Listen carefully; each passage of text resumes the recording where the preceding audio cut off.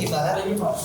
Suratul khulu an yaqula Zaidun li zaujatihi khala'tuki. Itu gambarannya an yaqula berkata siapa Zaidun li zaujati kepada istrinya khala'tuki, yaitu Zaid ngomong sama istrinya khala'tuki bi alfi dirhamin, dengan 1000 dirham. Au fadaituki, ya, atau lafaz pakai gunakan fadaituki bi alfi dirham, dengan 1000 dirham. Au talaqtuki bi alfi dirhamin, atau saya tolak kamu, ya kata Zaid, bi alfi dirhamin, dengan 1000 dirham. Fataqulu, maka si perempuan tadi mengatakan filhal secara langsung qabiltu, itu terima. Itu gambarannya, ya. Contoh ada Z, ya, mengatakan apapun ibaratnya mau pakai tuki atau maka tolak tuki atau pakai apa tolak tuki, ya pokoknya ada imbalannya, ya. Z mengatakan sama istrinya, saya tolak kamu dengan atau bahasa bisa ya, saya tolak kamu dengan 1 juta. Itu tolaknya harganya dengan 1 juta. Tolaknya menggunakan imbalan. Ketika si perempuan tadi itu membayar 1 juta, ya, maka atau dia mengatakan qabiltu, dia mengatakan gitu, saya terima, ya, saya terima, langsung dia mengatakan seperti itu, sah khulunya. Nanti tinggal dia ngasihkan uang 1 juta, maka terjadilah ini namanya tolak khul, ya, tolak yang menggunakan apa? Imbalan. Au yaqula laha, atau si Z mengatakan kepada istrinya, mata dhaminti li bi mi'ati dirhamin fa anta talib. Kapan kamu menanggung li untukku bi mi'ati dirhamin, dengan 100 dirham, maka fa anta talib, maka kamu apa namanya? Tertolak. Ya, ini namanya sighatul ta'liq. Contoh, kalau dia ada utang sama seseorang, ya, ada Zaid ini punya utang sama Budi contohnya. Kemudian dia ditagih terus sama si Budi. Istrinya setelah istrinya juga minta tolak. Sumpah ya wis, kata si Zaid ini, kalau ente menjamin utangku yang ada di siapa? Ada pada si Budi, ya, ente jamin dibayarkan, maka kamu tertolak. Ya, maka juga itu terhitung tolak apa? Khul. Ya, tolak khul. Jadi dia nanti dia mentolak dengan imbalan apa? Dia membayarkan utangnya kepada siapa? Paham ini ya? Masih ada waktu, mestinya masih ada waktu untuk lakukan. Kalau dia punya utang sama itu juga dikatakan khulu. Fataqulu dhamintu laka bi mi'ati dirham. Maka si perempuan tadi ngomong, dhamintu, aku tanggung laka untukmu bi mi'ati dirham, dengan 100 dirham. Dia mengatakan seperti itu, ya. Langsung dia terima, dia gobil itu, maka terjadilah tolak khulu. Sudah jelas ya. Wal khulu nau'un minat tolak, dan tolak khulu itu, ya, macam nau'un itu macam minat tolak, dari tolak. Karena Ustaz bilang kemarin tolak itu ada berapa? 2, tolak bi iwadin, tolak yang menggunakan imbalan, dan juga tolak yang tidak menggunakan apa? Ustaz, apakah orang tolak dengan khulu tadi yang menggunakan imbalan, dia mengurangi dari adadut tolak? Apa mengurangi adadut tolak? Contoh, seorang suami itu mempunyai hak berapa kalau mentolak? 3 kan? Nah, ketika seorang suami mentolak istrinya khulu, apakah dia mengurangi dari jatah tolaknya? Iya, mengurangi. Kalau dia sudah mentolak khulu kepada istrinya, maka apa namanya? Terkurang jatahnya. Jadi berapa? Kalau nanti dia setelah itu zuat lagi, itu punya masih jatah berapa? Cepat ya.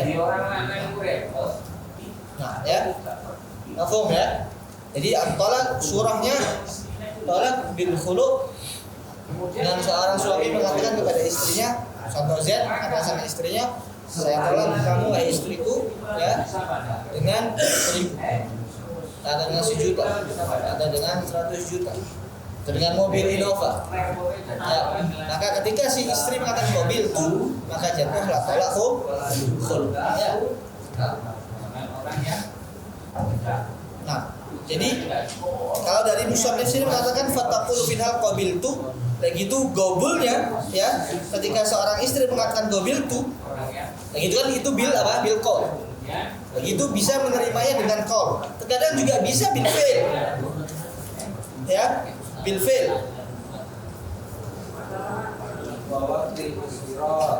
Ya, inda Syekh Ramli. Langsung saya tolak kamu dengan 1 juta. Ya, kasih 1 juta. Bisa gitu ya. Itu bil fi'il. Kalau bil qaul apa? Qabil itu maksud dia mengatakan. Jadi bisa menerima tolak khulu itu dengan dia mengatakan qaul, yaitu dengan mengatakan apa? Qabil, atau dengan bil fi'il. Apa yang dia minta tadi? Oh 1 juta, kasih 1 juta. Ya, itu namanya bil fi'il. Terus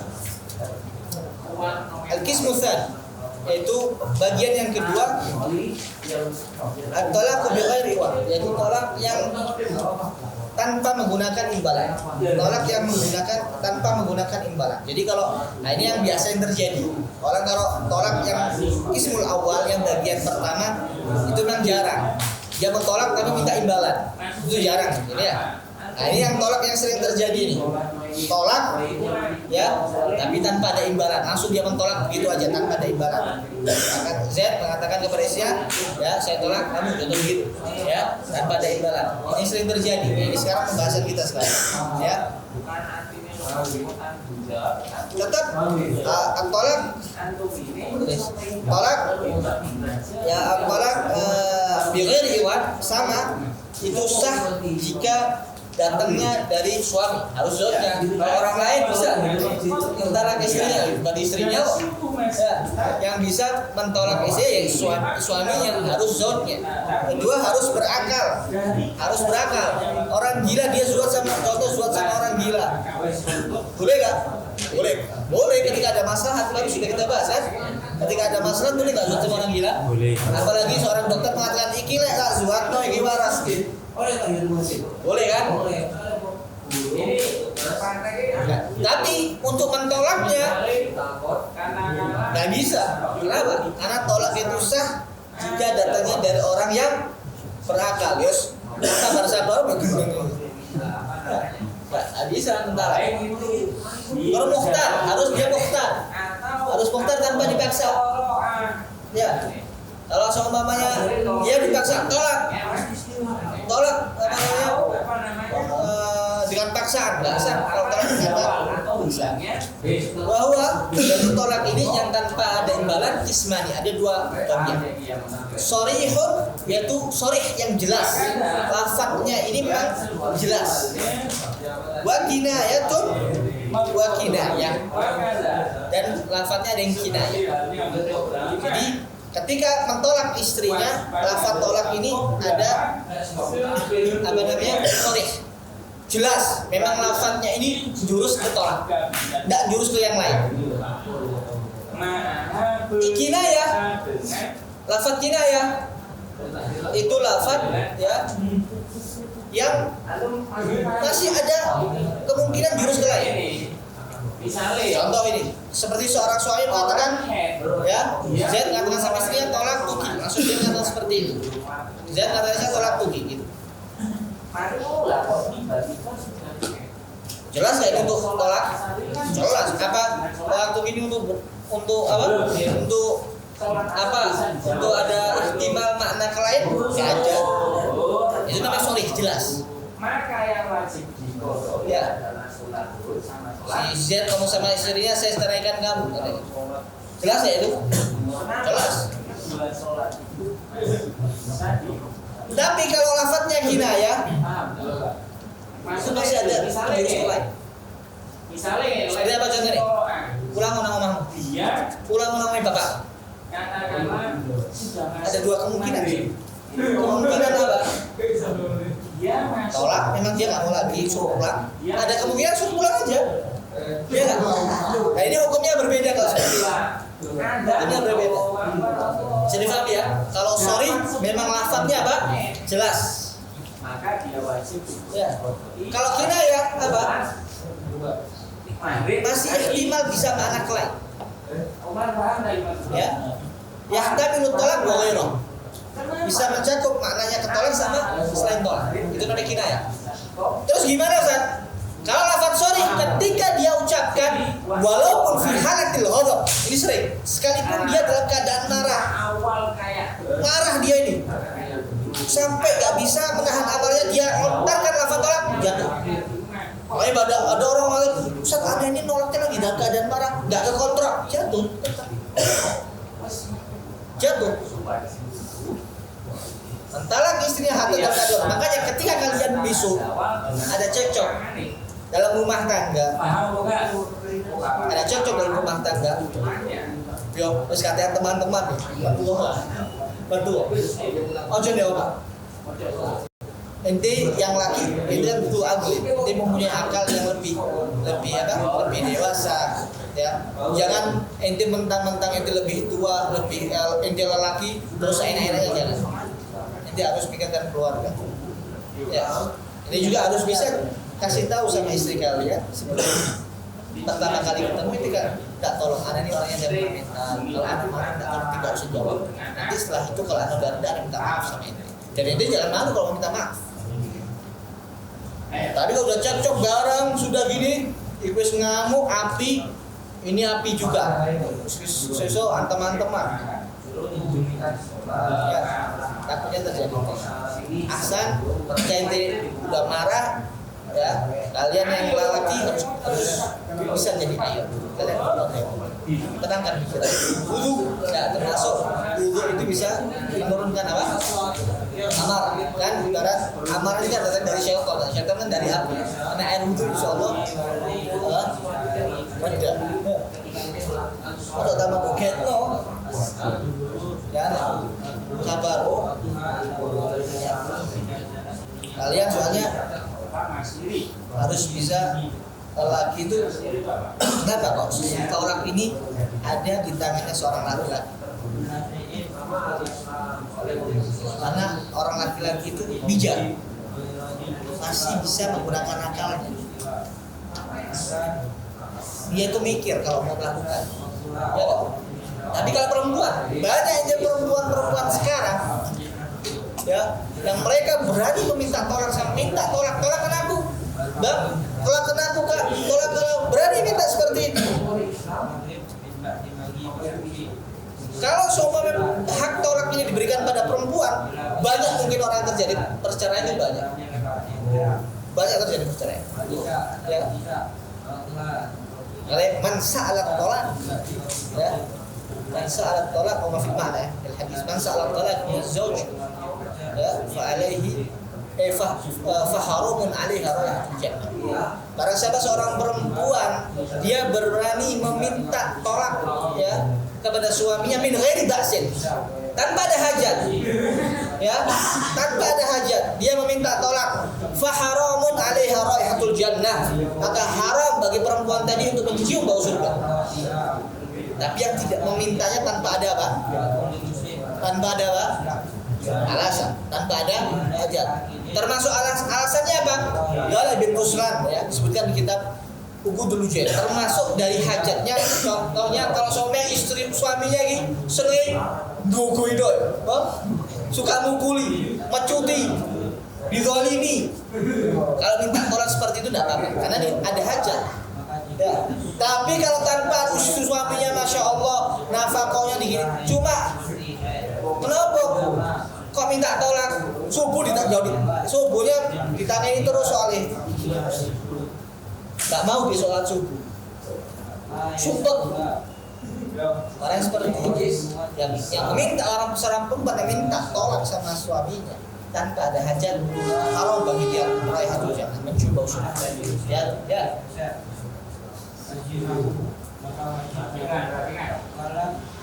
Kalian juga yang lelaki harus dewasa. Ya, jangan mentang-mentang kalian kuat lelaki itu seenak-enaknya. Kalau kalian sampai terjadi perceraian di rumah tangga kalian, kalau gitu kalian gagal dalam bidang rumah tangga. Ya. Orang zuhad itu, kalau seumpama terjadi perceraian, karena tidak ada kecocokan. Itu bukan alasan. bukan alasan. Kita orang dari awal juga sama istri kita, semua orang perempuan lihat seorang laki-laki nikah sama perempuan pasti gak ada kecocokannya kan? Pasti ya beda. Pemane orang terima karo wong ngono. Di mau apa pun beda lah. Beda perempuannya sana sukanya bertani, yang sana sukanya ngabong-ngawin, Gak beda, gak masalah itu. Gak masalah, wataknya tuh beda. Orang Arab sama orang Jawa beda wataknya. Memang dari awal itu ya harusnya mencocok-cocokkan. Gak ada istilahnya tidak ada. Memang gak ada kecocokan, harus dicocok-cocokkan sehingga menjadi cocok.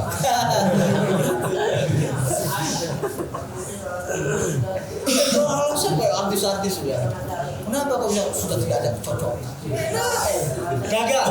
Apalagi keluar kalam itu dari siapa? Dari seorang lelaki. Begitu itu mau rijal. Sabar. Tapi kalau katanya kadang kalau seorang itu sabar dengan jeleknya akhlaknya istri, insya Allah diangkat dia menjadi tinggikan derajatnya sama Allah SWT. Seperti itu bacalah itu. Itu menjadi wali. Contoh kayak bacalah. Sampai orang-orang itu tawasul sama bacalah ini. Tahu kan cerita bacalah? Tawasul sama dia, iso makanan dari surga datang. Habis apa ibu syuk? Jelek. Itu pahit. Ya, jelek-jelek no. Apa? Lagi pingin. Tapi Sayyidina Umar bin Khattab dimarahi sama istrinya. Pokoknya kalau ini kuat sabar, ya akan ditinggikan oleh Allah Subhanahu wa taala derajatnya. Sudah diwali loh. Ya, sudah diwali.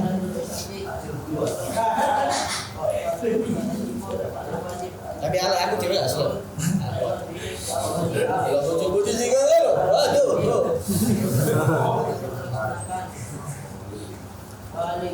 Mulai kasal-kasal untuk pondok ngajar. Ya Oma, ini siapa sapu. Nyapu. Masa dewe? Waduh. Mas kayak gitu-gitu nggak enak. Ya, kayak semua ya. Besok kalian kalau berumah tangga ini, jangan ada tuntutan hak. Suami punya hak, istri punya hak, sama-sama punya hak. Jangan nuntut. Ente juga orang haknya, ente juga jangan mari-mari. Saling ridho, saling meridhoi. Oh mungkin ada kekurangan dari dia ya wis, dia mungkin nggak bisa kayak gini-gini. Kalau tuntutan hak.